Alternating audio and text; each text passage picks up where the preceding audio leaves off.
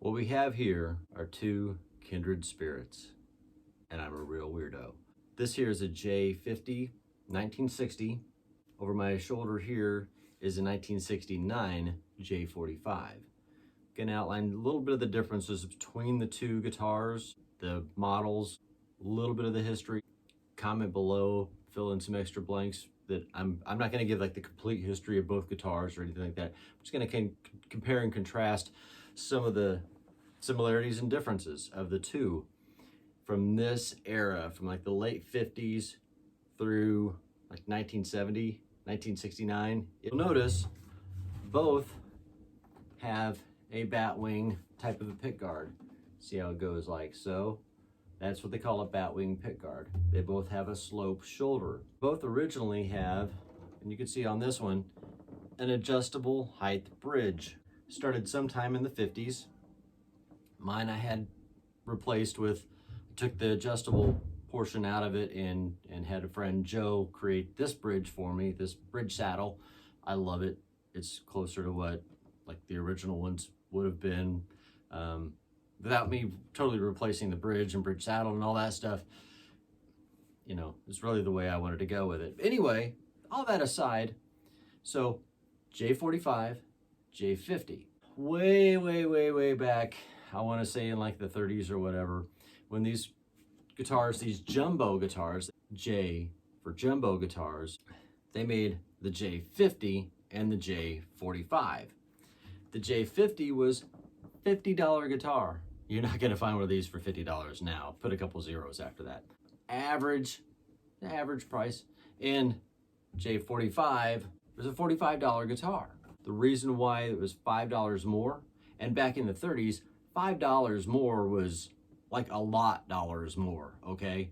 Not like today, it was like, sure, I'll pay $5 more for the nicer top or whatever.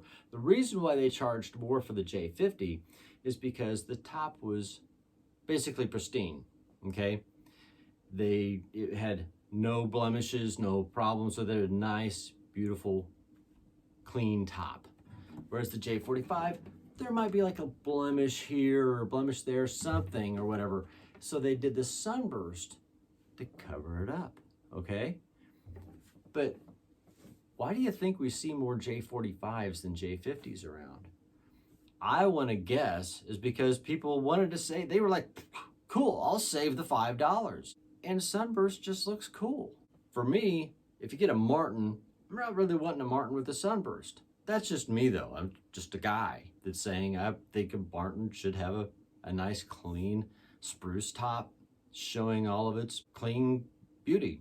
Whenever I think of a Gibson, I am very comfortable with the sunburst. I think sunburst. I don't know.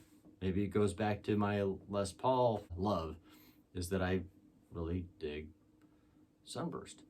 It may have been the popularity of a sunburst and saving the $5, but you know, at some point after 1964, when we went off the gold standard and we started having inflation, this guitar cost $350 in 1969. $350. I paid a little more than that for this.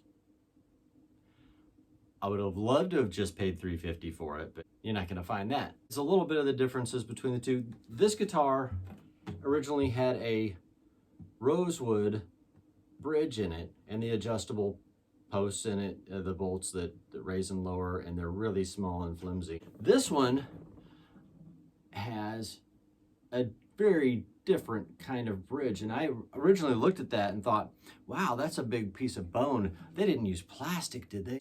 The bolts that raise and lower the bridge saddle are much more substantial than what you'll see on like what mine originally had. They were really small and they'd strip out easy, and just it was awful. These are much more substantial, better design, better hardware than what was on there. And that's just my fingernail versus the bone bridge.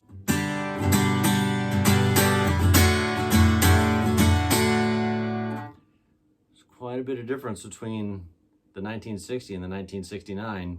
This has got a slim taper neck, really small. This is nice and fat.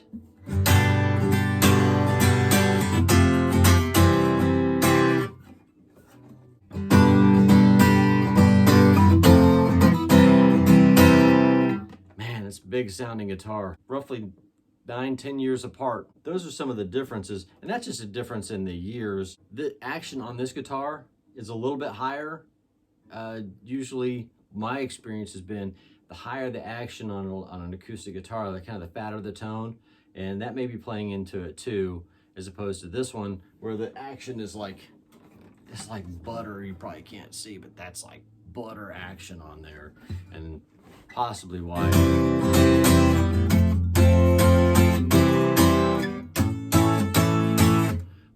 it doesn't have that big booming sound that that guy does.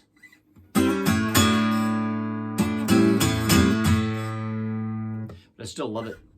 So those are kind of the differences between a J-45 and a J-50, of that mid-50s up through like 1969 era of the adjustable height bridge, J-50 and J-45s. Now, if you could find a J-50 or J-45 that are like, they'll have the banner headstock and non-adjustable bridge with the nice bone saddle, those are great. Those are the ones you really want. And that's what I think the modern J-45s are modeled after. Oh, another thing, look at the bridge. You'll notice the J-50 has a belly up bridge, whereas the J-45 has a belly down bridge. So like the modern Gibson J-45s that they're selling now have the belly up bridge as opposed to the belly down bridge, and they're trying to model them more after the original's non-adjustable bridge, belly up bridge. See how this is up? That is the belly. They call it the belly. And those are more desirable because it's closer to the way they were originally made. And of course, the banner era and the modern remakes that Gibson puts out, they have a teardrop pick guard as opposed to the batwing pick guard. Man, this is a great guitar. Do I really want to give this back to Matt? I gotta give it back to him. I got to. It's his guitar. Something in my eye.